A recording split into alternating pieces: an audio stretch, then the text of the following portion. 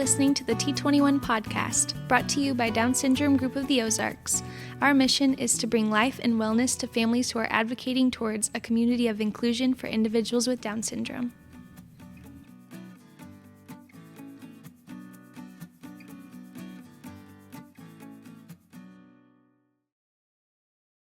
Hello and welcome to the T21 podcast. My name is Chloe Jones and joining me as always is Amy Bullard. Hello. And we have a special guest today that I will introduce in just one moment.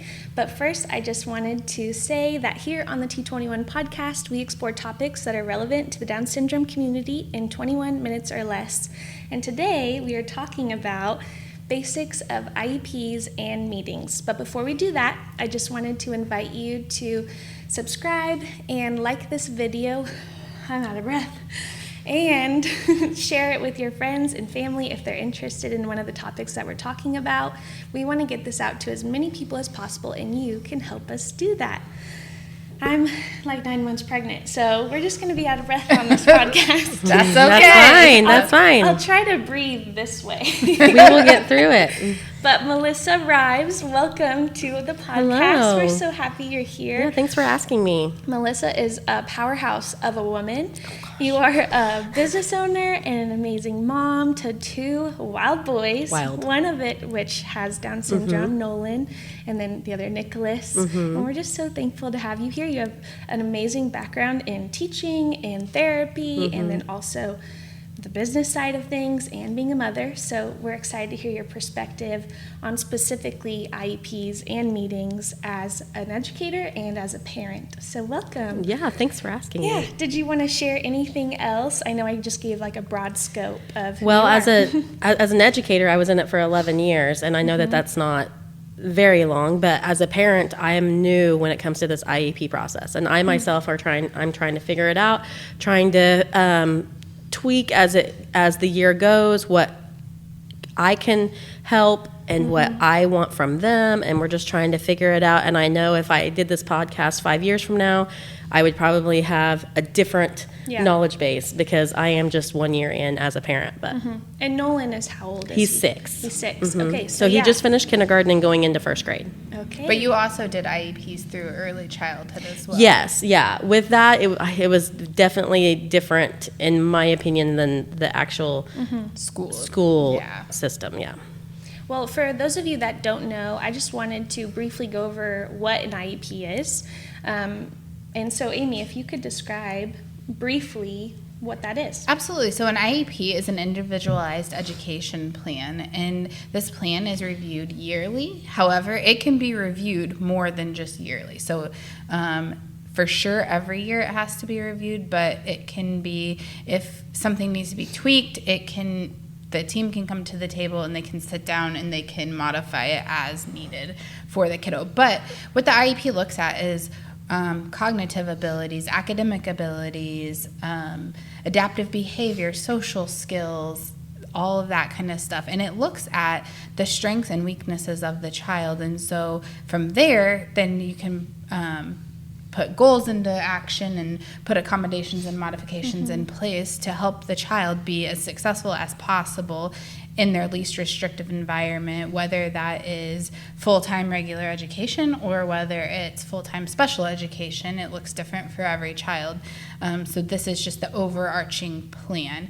But also with the IEP process, there's an evaluation process. And this process is completed every 3 years. And during that process, assessments are completed to really get hardcore data of where the child is functioning, whether that be cognitively or academically, or maybe there is a need for related services. And so they would assess at that time and look at, is there a need for language or motor services to help the child progress in the educational setting? So not only does the special education teacher do this, but also the gen ed teacher. So is it like a team? Or Yes. what would you Yeah, so the gen ed teacher is involved in the education process as far as the IEP is concerned, and we get feedback for them for the evaluation as well. And so we'll talk here in a little bit about kind of what Melissa saw as her role as a reg ed teacher, and then my role as a special ed teacher. I said gen ed. Same thing. Same thing. Well, if you are interested, when I was doing the just research on what an IEP is and what the history of it is, it's so interesting. So I've added some links to some resources so you can also learn about it, and just how recent all of these things came into place in our school system is wild. So you can find the links in the description below as well as in the show notes. But I wanted to ask, Amy, as an educator, what has been your perspective from the special ed side for IEPs? On navigating the process. Yeah, so when you're writing an IEP and navigating an IEP, you're collecting data, right? So you've got these goals that have been written, and over the course of the year, you're collecting data to hopefully see progress, right? But that data in the IEP is only as effective as the person implementing it. And so you have to put interventions into place, and sometimes you have to tweak those interventions as you go, because sometimes, let's just face it, they aren't working.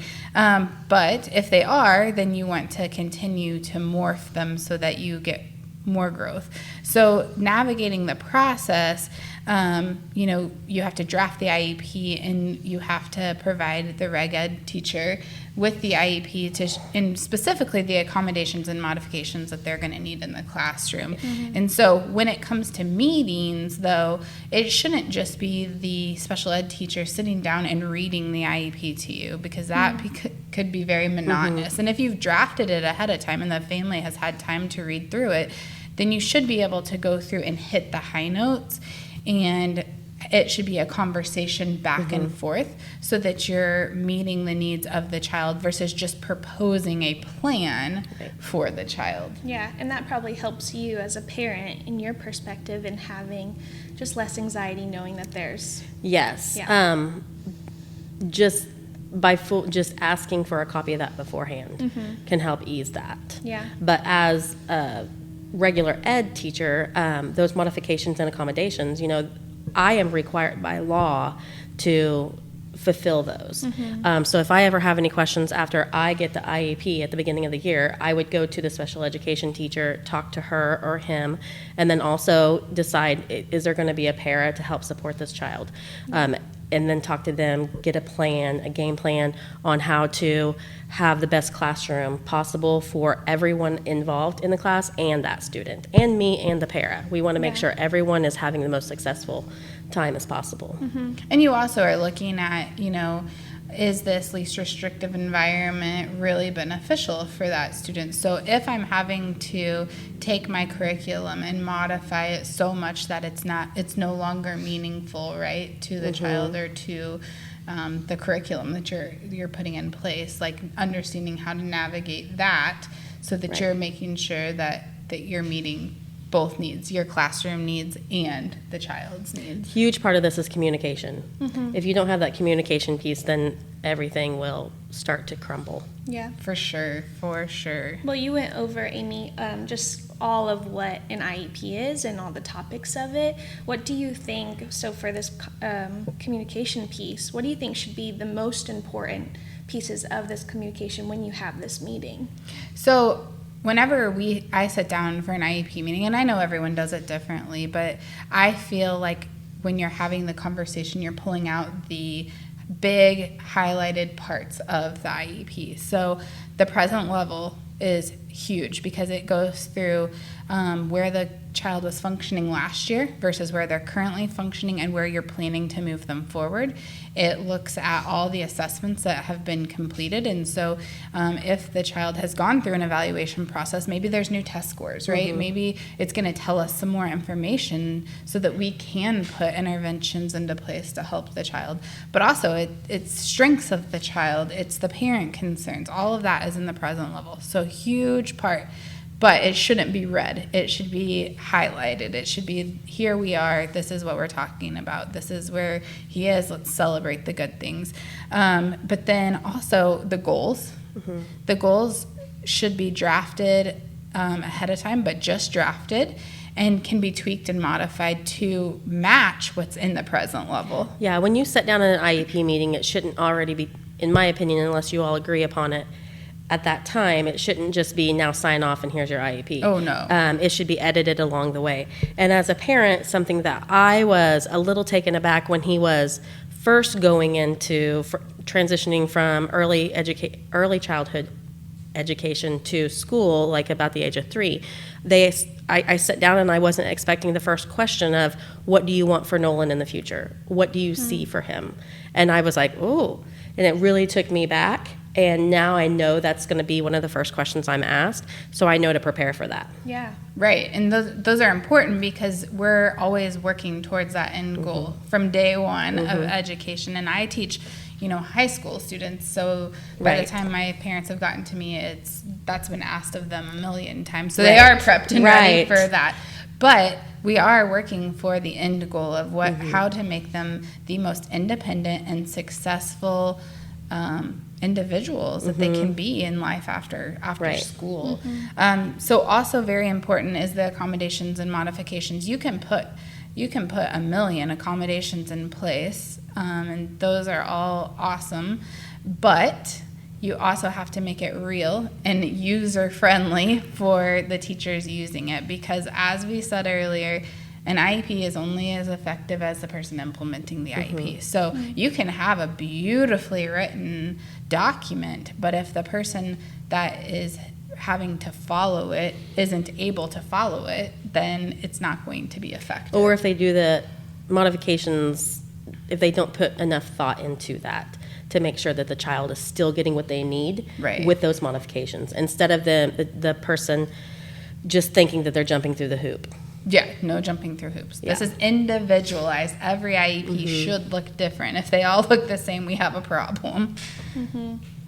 Well, I wanted to ask, I know we've kind of sprinkled in like your parent perspective, but as a parent, I think the people that are parents that are going through this know it's stressful and it can be difficult, and sometimes you need an advocate, or you can hire advocates for this. So what has been your perspective as a parent so far? I know you mentioned that you had that one question for Nolan of what is his goal? Right. But yeah, if you could elaborate on that. Well, I didn't know that my emotions would get to me, because usually my emotions are pretty in check. And then you get in that room and then all of a sudden, I'm starting to tear up right now, but because it seems like almost the PTSD from the diagnosis kind of hits home.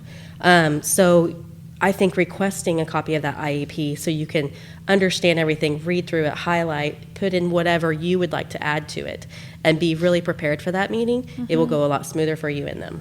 Well, and you're walking in as the advocate, the parent for that child, and you're sitting in a room with a bunch of educators, and that's intimidating. It is intimidating, and you wouldn't think that I would be intimidated because I do have an education background, but it is from a parent, because you are on a completely opposite side of it, and it does hit home a lot stronger. Right. And you know your child best. Right, exactly. So if they're listing off all of the things they can do, you're like, no, whoa.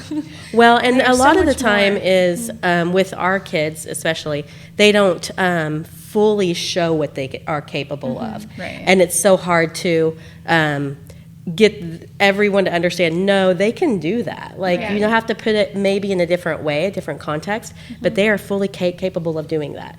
And then they have to learn the child, and that takes time. Yeah, and that can't just be done in an IEP meeting. Right, no, not at all.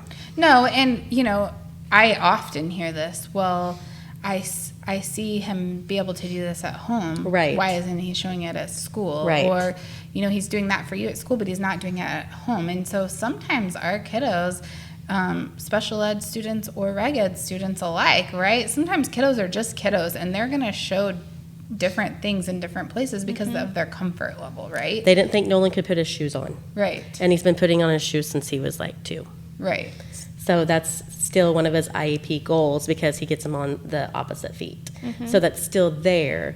But that's an example of, no, he's fully capable. Yeah. I have a ton of examples like that. Right. I was just thinking of one that's kind of silly, but I care for a little boy with Down syndrome, and he went to school. He does not like sweets at all, but at school, he was eating cupcakes. And we were like, what is going on? You hate this at home. So it just shows, especially in different settings, they're going to be doing different things and showing off in different ways. Right. Definitely they are. Right. Definitely they are. And then down to the testing, they might ask a question in a way that you've never asked him to answer it Right. at home. So that is hard. So I know that you have a couple of questions. Yeah. Part of the problem that I've had this past year is making sure that I have that communication with the with the teachers, sped and regular, and he does have a one-on-one para to make sure that all of the goals are being hit on, addressed, they are being worked on. So how can I feel confident that it's actually being, I guess that they're actually putting time and effort to work on those goals in the classroom? Like, that's hard. That's so hard because you're not there. Right. And you can only go by what they're telling Right. you. And so every quarter there is we have to by law send home progress, right? Right. For IEP goals and objectives. And so with that progress, you would hope that over the course of the quarter that you had gotten some either tangible feedback or verbal feedback from So from then the how do you families. navigate if you're not getting that throughout that quarter? Call a meeting, send an email. I love communication Right. notebooks. I think they're wonderful, but I think that they are only wonderful if they're in the hands of the appropriate people. And Right. so one of the things you and I had talked about was if he's spending most of his time in regular education, we need to make sure the regular education teacher is the Right. one filling that out. Not the para. Right. It's not the para's responsibility to be filling that out. It is the teacher's responsibility. But also, call a meeting and ask. Ask for them to send work home. There's no reason that we shouldn't be doing that. But then checking in with your child, like, okay, well, this is your goal.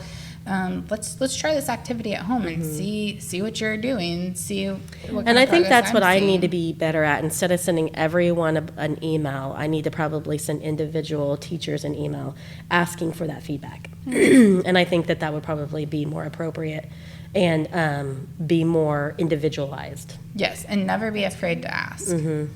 That's your right as a Yeah. parent. Yeah. Her other concern kind of was, or one of the things that we also talked about a little bit was just like the anxiety of the meeting and there's an anxiety from the educator perspective too. And I think that's when I said, it's really important to go into this meeting and have just a back and forth conversation. Right. Because if it feels like a conversation, if everyone has had a chance to review everything, then we should all be on the same page. Right. And it never should be a battle. But with that, one of the things that Melissa and I have talked about in depth is that you have to be realistic about what, as a parent, what you're asking the school, as a school, what you're asking the parent, and what we're all asking the child to do. Because sometimes we put too many things into place, and it becomes overwhelming for anybody to navigate, specifically the child, and then you're going to see no progress because it's just too much. And so just being real on what everyone's kind of role is and not kind of overdoing that. Right. Which I think that's hard for me because I am a little bit type A and controlling. So I want to make sure that they're doing exactly what they need to be doing. So I would love to have 1 million goals and have feedback on those goals.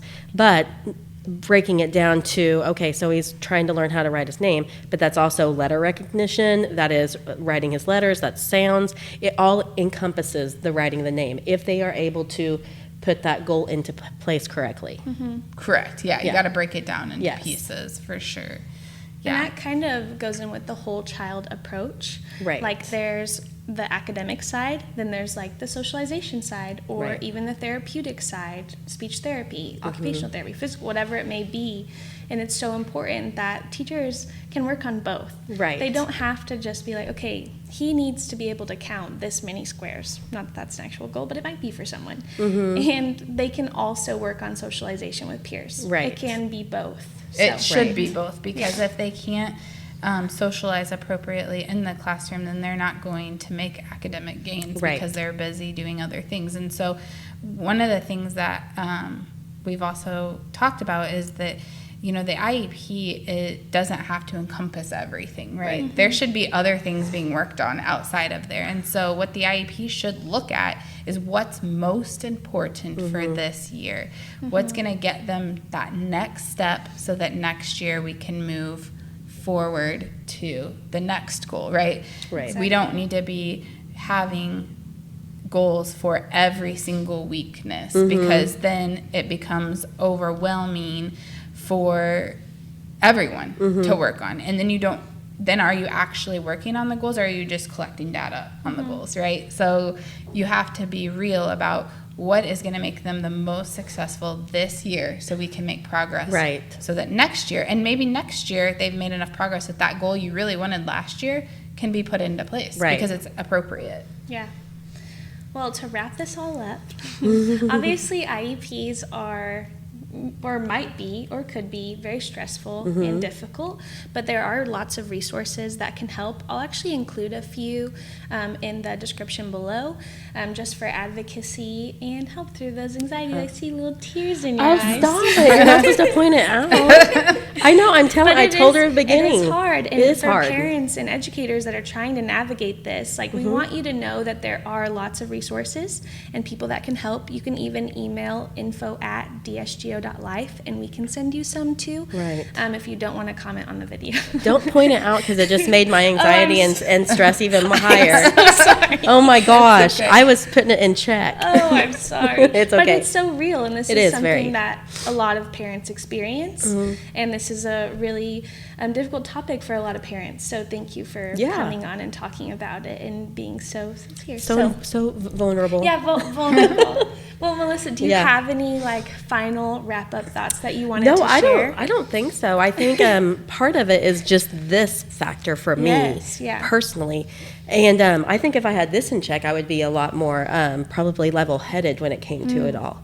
But that is what keeps fueling you Exactly. to advocate. Yeah. Yeah. Don't You weren't become supposed to do this, I hardened. told you. Don't become hardened to I it. told You gotta you. keep advocating for your kiddo. Right. You gotta let Exactly. it hit you where it should, because Yep. that's what is gonna make you advocate the Right. hardest. Yep. Well, thank you, Melissa, Yes, for thank being you. with us. I'm Thank so you for- sorry yes. we're leaving on this note. But we're so happy that you got to come and be on the podcast. Yes, thank you for And I'm inviting sure me. it was very helpful to a lot of parents I hope hearing so. your perspective. Because now they got to see this. Yeah. Hope it made a As well as difference. educators. So, yeah. Well, thank you guys for joining us, and we will see you next month. See ya. Bye.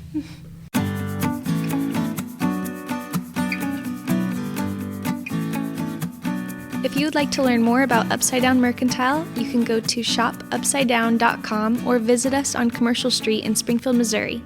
If you have a topic you'd like to know more about, you can email them to info@dsgo.life.